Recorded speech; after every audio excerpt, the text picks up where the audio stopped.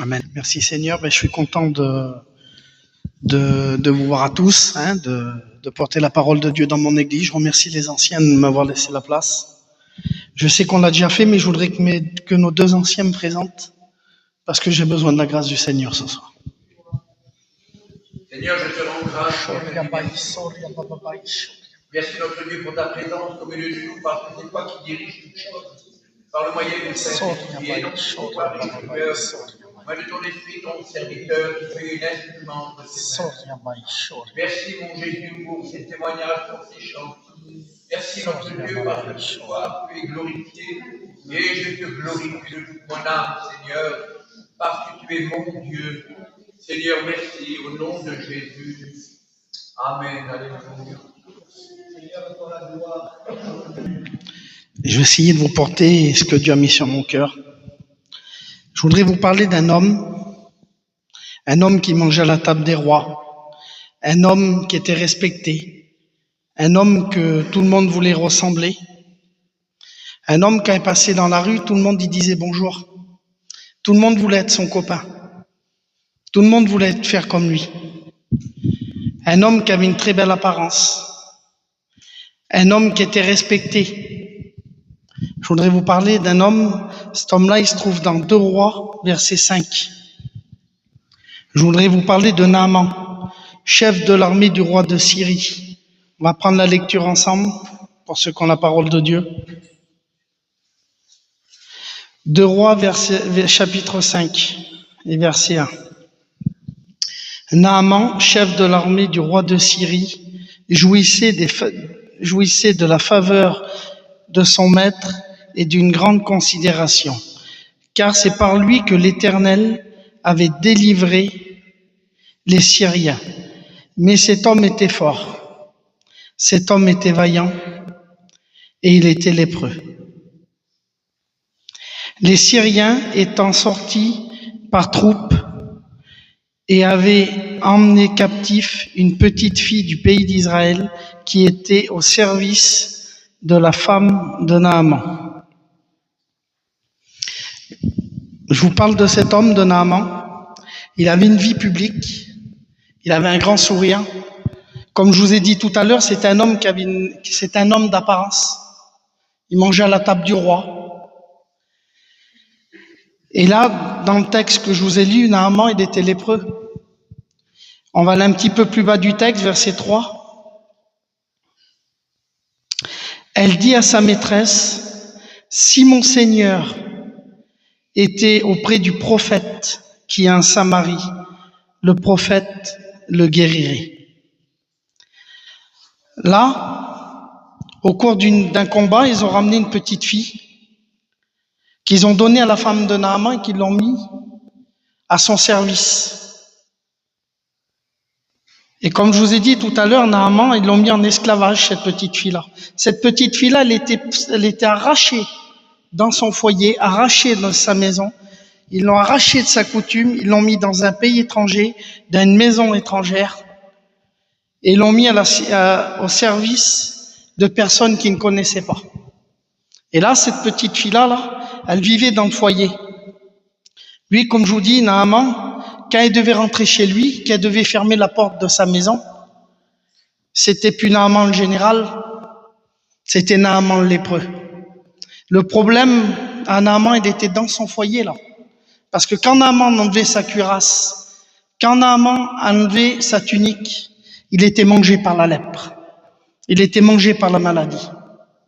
Vous savez, des fois, on peut avoir une très belle apparence. Et en réalité, à l'intérieur, on peut avoir le cœur brisé. On peut être en miettes. Et cette petite fille, elle était placée dans ce foyer-là. Il n'y a pas d'hasard avec Dieu. Dieu sait ce qu'il fait.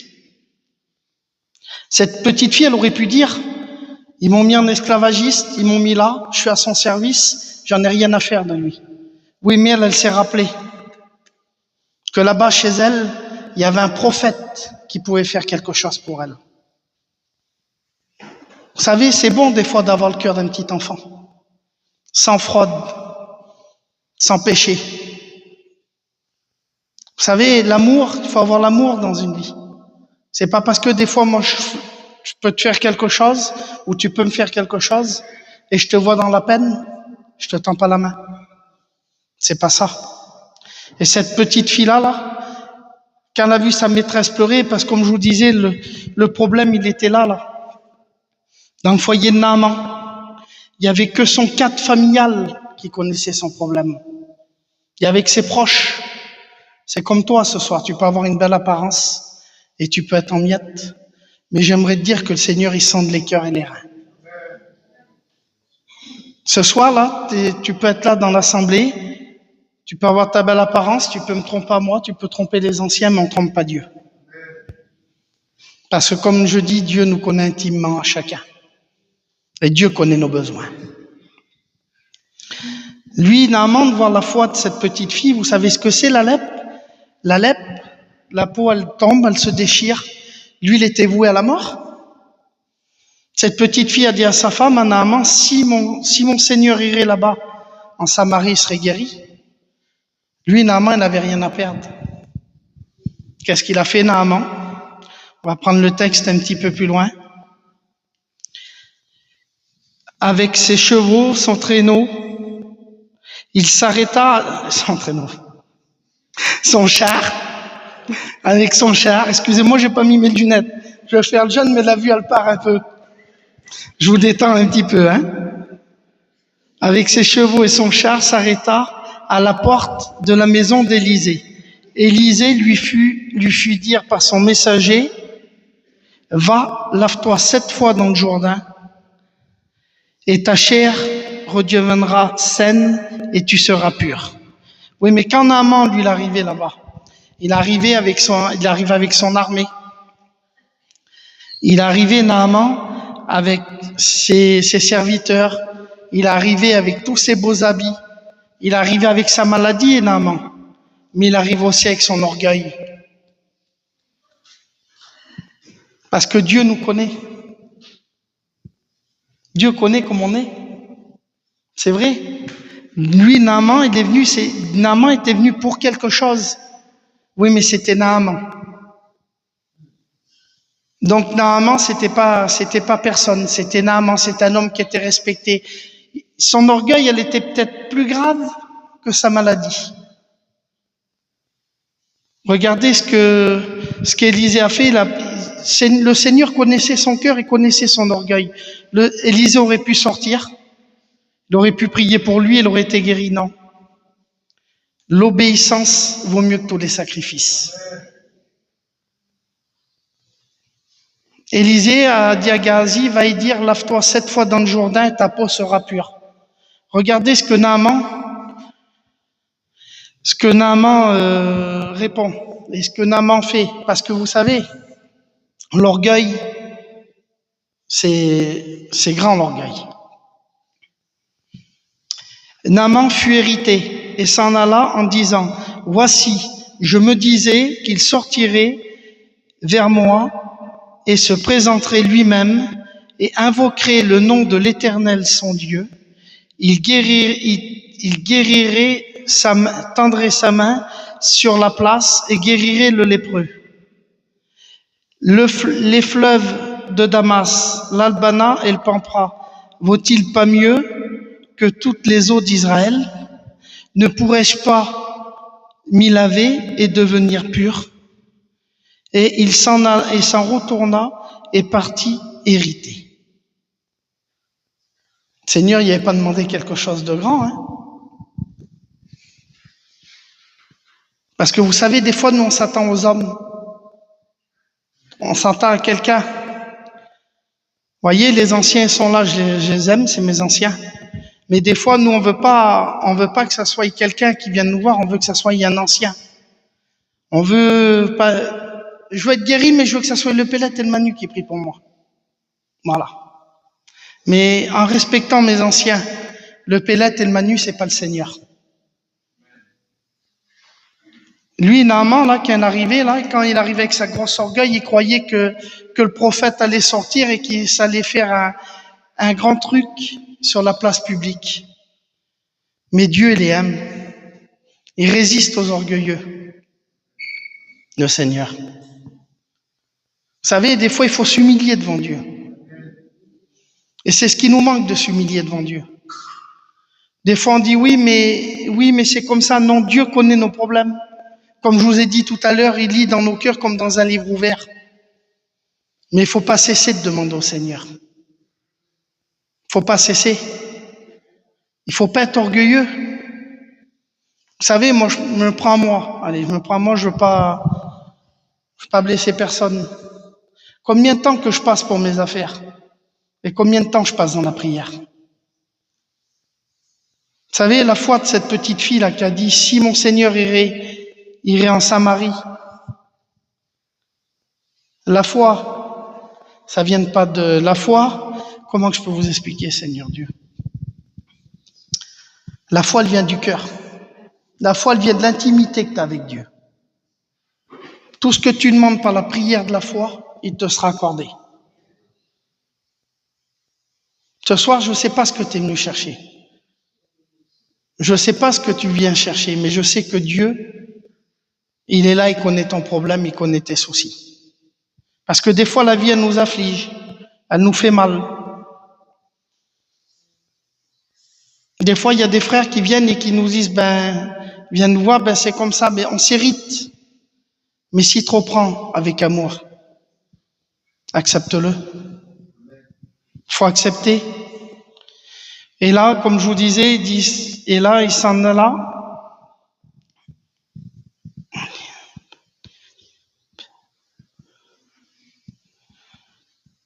Et là, il s'en allait hériter. Et là, le Seigneur aimait toujours aimer. Là, il était parti hériter. Mais là, il y a un de ses serviteurs. Son serviteur s'approcha et lui parla, et lui disant, mon père, si le prophète t'avait demandé quelque chose de difficile, l'aurais-tu pas fait? À combien dois-tu faire ce qu'il t'a demandé? Lave-toi et tu seras pur. Des fois, vous savez, nous on cherche les choses difficiles. Mais c'est facile avec Dieu. C'est facile avec Dieu. Allez, je vous donne un petit témoignage. On est parti cet hiver, on a fait un séminaire avec les garçons des fêtes en Espagne. Là, il y avait une femme qui avait un certain âge, elle marchait avec une canne. Elle est venue à l'imposition des mains. Avec les frères, on y a imposé les mains. À l'imposition des mains, elle était guérie. Cette sœur-là, elle a pris sa canne, c'est une femme qui marchait très mal. Elle a pris sa canne, elle a posé sa canne. Il y avait un escalier, ici le Canou, l'hôtel où c'est qu'on va. L'escalier, elle est comme ça. On a prié pour elle avec les frères, elle est sortie, elle a ouvert la porte et je me suis retourné. Vous savez ce qu'elle a fait, cette femme-là? Elle a descendu l'escalier, elle était comme ça. Sans canne, sans rien. Je dis, Seigneur, je dis, fais-le, l'incrédulité dans les cœurs des fois. Je dis, elle va tomber, elle est morte. Le Seigneur l'a fait, pourquoi? Parce qu'elle est venue avec un cœur sincère et vrai. Une deuxième femme, elle avait mal au bras. Elle s'approchait. Mais elle a tellement demandé, à mon avis, avec un cœur sincère et vrai à Dieu, elle faisait ça. Et le garçon, il pose la question, qu'est-ce que t'as, ma sœur? J'avais mal au bras. Mais il dit, t'as mal ou t'as plus mal? Elle dit, non, j'ai plus mal. Il dit, va, le Seigneur t'a guéri. Il dit, vous priez pas pour moi? Non, t'as plus mal, on va pas prier pour toi. Ça s'appelle la foi, la vraie foi du cœur. Et là, qu'est-ce qu'il fait, Naaman? Il va et il commence à enlever devant tout le monde, il commence à enlever sa cuirasse, commence à enlever sa tunique. Et le prophète a dit, va te tremper 7 fois. 7 fois dans la Bible, c'est le chiffre parfait. Le Seigneur, il aurait pu le guérir au bout de la première fois. Mais le Seigneur, vous savez ce qu'il a fait? Il a dit, va te tremper 7 fois. Et pour celui-là qui a déjà été en Israël, pour celui-là qui a déjà vu le Jourdain, c'est une eau boueuse, Canou, tu le sais. Tu mets ta main, pour celui-là qui a été, il sait, tu mets ta main dans le Jourdain, tu la vois pas. L'Albana et le Pampra, c'est des fleuves clairs, c'est des fleuves qui prennent leur source. On va pas partir, j'ai mis des chiffres, mais je veux pas aller dans les chiffres. Ils prennent leur source en haut des montagnes, donc l'eau elle est claire. Des fois il est bon de se mettre à genoux, de se mettre dans la boue. Des fois c'est ce que Dieu veut. Dieu veut qu'on s'humilie des fois. Dieu veut casser notre ego. Parce que des fois on a tellement des grands égos qu'on met Dieu derrière et on se met devant. Et j'aimerais te dire ça, mon frère et ma sœur. Dieu devant et toi marche dans ses pas. Marche derrière lui, n'essaye pas de marcher devant lui, tu n'y arriveras pas. Donc, là, Naaman, ça a plongé la première fois, la deuxième fois, la troisième fois, la quatrième fois, la cinquième fois. Et la sixième fois, qu'elle a dû se relever, qu'il a dû revoir cette maladie-là, comment qu'il a dû être humilié dans son cœur et qu'il a dû dire, tu me l'as dit, fais-le. Combien de fois le Seigneur t'a dit à toi qu'il ferait quelque chose pour toi, dans ta difficulté, dans ton problème? Combien de fois le Seigneur t'a sorti des situations que tu croyais que tu pouvais pas t'en sortir? Lui, la lèpre, il n'y avait aucun remède qui pouvait le soigner. Il était voué à la mort. Tu crois que le Seigneur peut pas t'enlever tes angoisses ce soir? Tu crois que le Seigneur peut pas faire quelque chose pour toi, malgré toutes les questions que tu te poses? Comme il a dit Jarod, moi Jarod, je sors un petit peu de mon message, j'ai pris encore 5 minutes et j'arrêterai. Jarod, moi souvent de fois, il est à côté de chez moi là. Souvent de fois, j'ai pris Jarod, là, je l'ai monté dans ma voiture. Souvent de fois, Jarod était pas bien. Souvent de fois, j'y disais, mon fils, prie le Seigneur. Souvent de fois, j'ai fait la morale. Souvent de fois, il me disait, oui, mon oncle. Oui, mon oncle. Oui, mon oncle. Mais le oui de la bouche et le oui du cœur, c'est deux choses différentes. Parce que vous savez, des fois, on peut dire, oui, le Seigneur, il est bon. Oui, le Seigneur m'a guéri. Ça va, mon frère? Oui, ça va. Et quand tu rentres chez toi, tu pleures, ton miette. Vous savez, moi, j'ai vécu, si vous, Seigneur Dieu, ce que je vous prêche, moi, je l'ai vécu.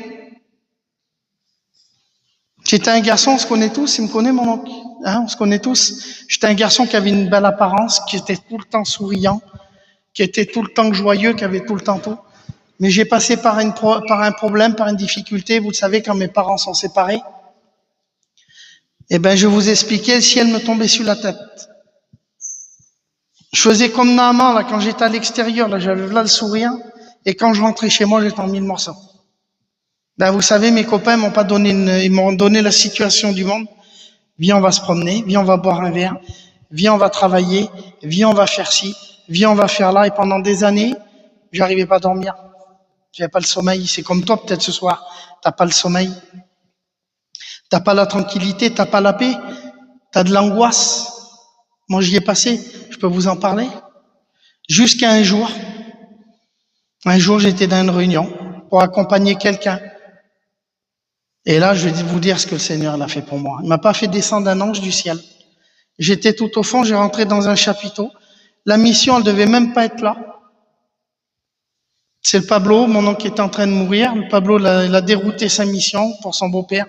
Il est venu se mettre au Petit Lacano, c'était en 2007.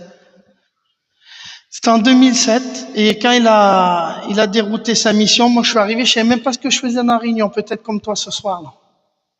J'ai rentré sous le chapiteau.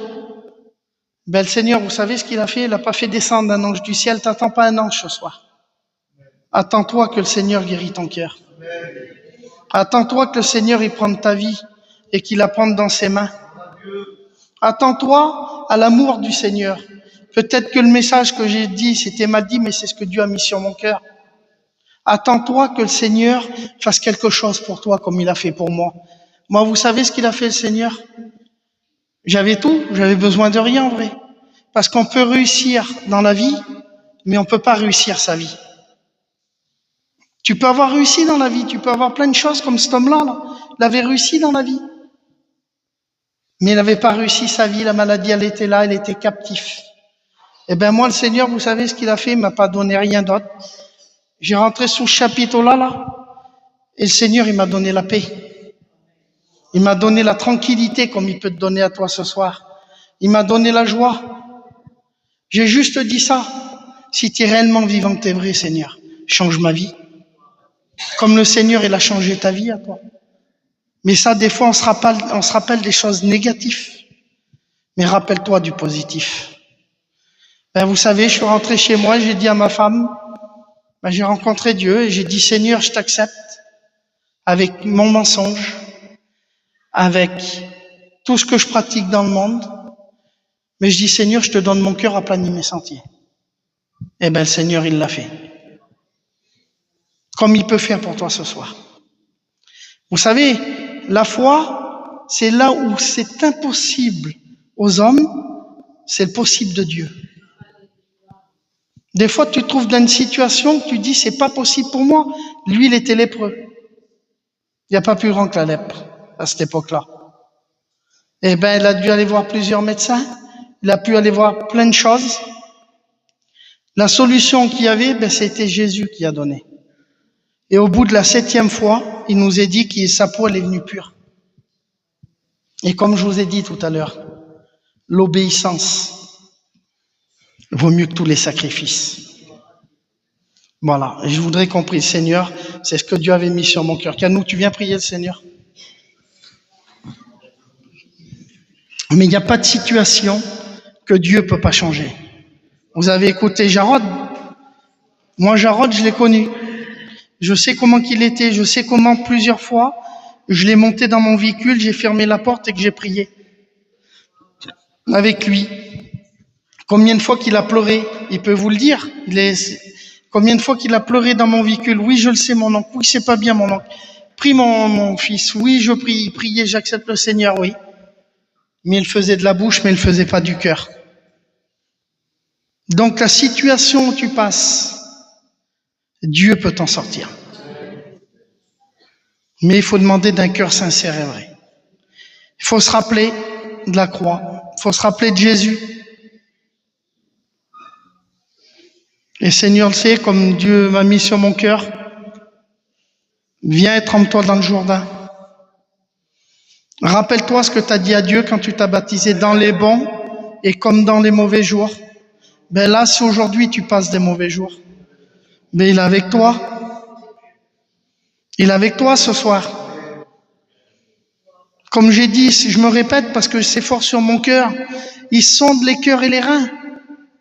Et il lit dans ton cœur comme dans un livre ouvert. Moi, je ne connais pas ton problème, mais lui, il le connaît. Et je sais que lui, ce soir, il peut faire quelque chose pour toi. Même que tu crois que tu es dans un impasse, ben, le Seigneur, il t'en enlève de cette impasse-là. Même que tu te dis, c'est pas possible que Souvent de fois, je parle avec Julot, on est tout le temps ensemble. Il me disait, ce petit, j'en peux plus. Ben, je dis, Julot, donne-le au Seigneur. Vrai ou pas, Julot? Donne-le au Seigneur, Julot. Occupe-toi des affaires de Dieu, Dieu s'occupera des tiennes. Ben, c'était impossible à son père, à son grand-père de le changer. Ben, c'était possible avec Jésus. C'est comme toi ce soir. Ne crois pas que t'es tout seul. Ici, on est tous ensemble. C'est ensemble que le Seigneur nous a mis. Tu viens prier, Canon? Gloire à Dieu, on prie le Seigneur ensemble. Seigneur, nous te bénissons, te rendons grâce.